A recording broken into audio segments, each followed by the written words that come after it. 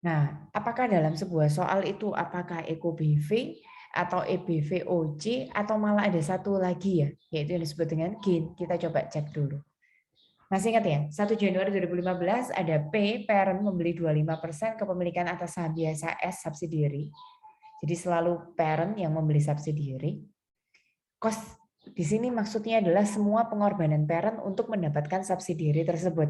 Nah, di sini parentnya mengorbankan apa? Coba teman-teman cari di sana. Bisa mengorbankan saham, bisa uang, bisa peralatan, begitu ya, untuk mendapatkan sahamnya perusahaan lain. Kalau di sini apa yang dikorbankan? Saham tunai. Tunai. Berapa tunainya? 110. Betul. Di sini hanya tunai 110. Saya mau flashback minggu lalu ya, sekaligus mengingatkan teman-teman. Kalau yang dikorbankan selain ada uang tunai, ada juga lembaran saham. Jangan lupa ya, semua pengorbanan itu namanya cost. Jadi entah itu tunai atau lembaran saham, itu semua harus dinilai senilai fair value-nya. Nah, pengorbanan kalau cash di mana-mana fair value ya cash begitu. Nah, kalau yang saham, peralatan dan lain sebagainya yaitu namanya fair value ya. Harus dinilai pakai harga yang terkini, harga pasar. Oke, di sini tadi cuma ada cash 110.000 tunai. Kemudian book value, masih ingat yang disebut dengan book value adalah? Jadi yang dimaksud dengan book value adalah nilai buku dari ekuitas perusahaan yang kita beli. Biasanya sih ekuitasnya diwakili dari dua akun yang teman-teman sebutkan tadi ya. Common stock dan return earning. Di sini berarti kita isi berapa book value-nya? 400.000 dikali 25%. Bentar. Jadi kita hanya beli sebesar 25%. Jangan semuanya untuk kita ya. Jadi kita hanya beli sesuai dengan kepemilikan. Oke. Nah, kemudian cost dikurangi BV namanya Eko BV. Kalau BV lebih besar daripada cost, kita review juga sekalian ya minggu lalu. Kalau BV lebih besar dari cost namanya EBVOC, jadi negatif begitu. Nggak apa-apa. Karena cara kerjanya ternyata tetap sama. Nah, selanjutnya, excess cost over book value yang muncul ini selanjutnya akan dialokasikan ke berbagai macam identifiable asset. Teman-teman cari yang nilai buku sama nilai pasarnya berbeda ya. Siapa yang bisa bantu saya sebutkan namanya? Bu. Ya, Bu. Sebentar, gantian dulu. Ada yang pendatang baru, Lilia. Masuk Iya, kemana saja, Lilia? ada inventories. Inventorinya untung atau rugi? Jika Rugi, Bu. Jadi minus. sebentar, di buku kita 240, di pasar 260 loh. Jadi kita punya aset 240. Oh, untung, Bu. Nah, Untung. di pasar 20.000 lebih tinggi, berarti itu namanya untung. Keuntungan dikasih positif aja ya. Ya, Kalau nanti rugi, kalian menemukan sesuatu yang rugi, baru dikasih tanda kurung atau negatif. Oke, selanjutnya. ada building, Bu. Nah, kenapa other current asset sama equipment-nya tidak perlu kita alokasikan? Karena itu, Bu, nggak ada amortisasinya. Bukan. Karena nilai buku sama nilai Oh, pasarnya ya, tidak nilai buku sama sama. nilai pasarnya sama. Iya, berarti kita langsung menuju ke building. Buildingnya untung atau rugi? Untung, Bu. Untung 140 jadi 200 berarti untung 60.000. Lalu terakhir liability juga tidak perlu dialokasikan ya. Ada, Bu. Iya, soalnya sama. Nah, betul. Kemudian kita sisakan satu tempat untuk yang disebut dengan goodwill. Jangan lupa ini dikalikan dengan 25%. 25%. Bagaimana cara menghitung goodwill?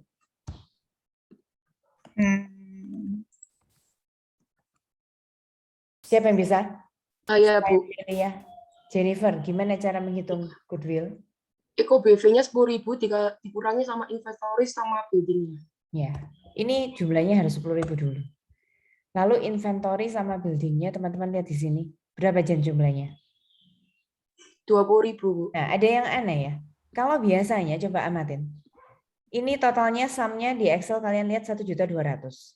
Harus menuju ke 1,4 ya, goodwill-nya 200. Lagi, kita pernah latihan juga yang seperti ini. Ini sudah minus 10, biar jadi minus 10 ya goodwill-nya nggak usah 0. Nah, ini apa yang aneh kalau ada di sini? Berarti ada selisih 10.000. Plus atau minus? Minus.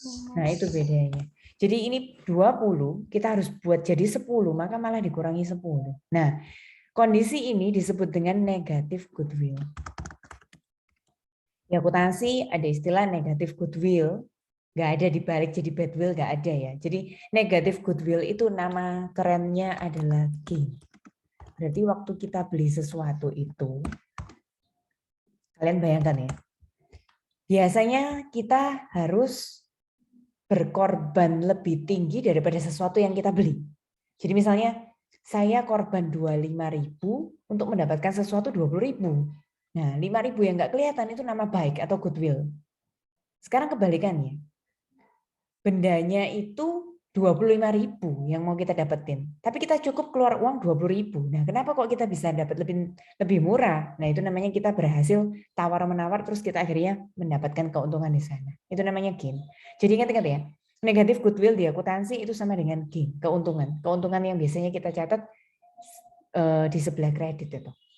Oke. Kemudian Jennifer, masih Jennifer, lanjutkan amortisasinya. Ini saya hanya tanya tahun yang berkaitan ya, di sana 2015 berarti. Coba lihat sifatnya satu-satu. Inventory sifatnya apa? Terjual di 2015, berarti langsung negatif 5.000. Inventory itu teramortisasi kalau dia berhasil terjual. Itu dikatakan sudah terjual semuanya langsung ya, berarti ya udah. Pertamanya plus biar jadi 0 ya diminuskan. Kalau building itu perlahan-lahan ya. Di sini ada masa manfaatnya yaitu 4 tahun. 4 tahun. Berarti Negatif 15.000 bagi 4. oke. Negatif karena pertamanya positif. Tujuannya amortisasi biar jadi 0. Goodwill ataupun gain tidak ada amortisasinya. Kalian jumlahkan ke bawah berarti total amortisasinya adalah minus 8.750. Oke. Kita masih belum mulai apa-apa ya, kita masih baru mengawali sebuah soal. Selanjutnya kita baru mau menginputkan jurnal transaksi. Ada 4 jurnal transaksi, gantian lagi ya, selain Lilia, selain Jennifer, Melly. Ada pembelian. Ya. P membeli S pertama kali itu. Jurnalnya apa? Investment, Investment, cash, investment di debit, kemudian kreditnya cash. nah, ini investmentnya harus jelas investment in perusahaan apa ya? Investment in S, oke, begini. Oke. Lalu, berapa nilai investment in S to cash-nya? Investmentnya 110. 110. Sesuai dengan cost-nya tadi. Lalu, apalagi? Jurnal berikutnya, jurnal transaksi. Sebentar. Ketika Emily menemukan, teman-teman menemukan soal yang ada negatif goodwill atau gain-nya, nanti waktu pembelian pertama kali jangan lupa diberi gain juga ya di sini. Gain karena proses pembelian itu tadi. Pembelian perusahaan lain itu tadi. Berapa kita di gain-nya? Emily? 10.000. 10.000 kan? Nah ini loh, 10.000 kan? Ya. Jadi ini bertambah menjadi 120. Jadi seolah-olah teman-teman, investasi kalian itu 110 tambah 10. Nah, seperti ini. Kurang lebih seperti ini. Jangan lupa, ini penting sekali kalau ada soal yang ada gain-nya, investasinya bukan lagi 110 tapi 120. Lanjut Emily, jurnal berikutnya silakan. Ada penerimaan dividen. Betul. Apa jurnalnya? Cash in investment. Betul, cash to investment. Baca di soalnya berapa dividen? 40.000. Bukan Tapi milik kita semua. Ya, dikaliin 25%. Betul, kita hanya mendapatkan 40.000 kali kepemilikan kita. Bagus sekali. Setelah Emily, ada 2 jurnal lagi. Silakan, siapa yang mau jawab? P menerima net income dari S. P menerima net income, betul. Apa jurnalnya? Investment in S sama income from S. Bagus sekali. Coba baca di soal berapa banyak bagian net income yang dia terima. 15.000. Dapat dari 60.000. dikurangi, Kok dikurangi? bukan, 60.000 dikali 25%. Ya, 25% kepemilikan. Oke. Betul. Satu lagi ya, Sherry. Amortisasinya, Bu. Iya, jurnalnya tergantung plus atau minus. Di sini minus berarti Income from S. Tetap ya, Bu. debit, kreditnya Investment in S. bagus. Kalau positif dibalik ya, investment to income. Tapi kalau amortisasinya negatif, income to investment. Berapa besarnya? 8.750. Oke. Selesai. Itu jurnal untuk mencatat transaksi berikut ini.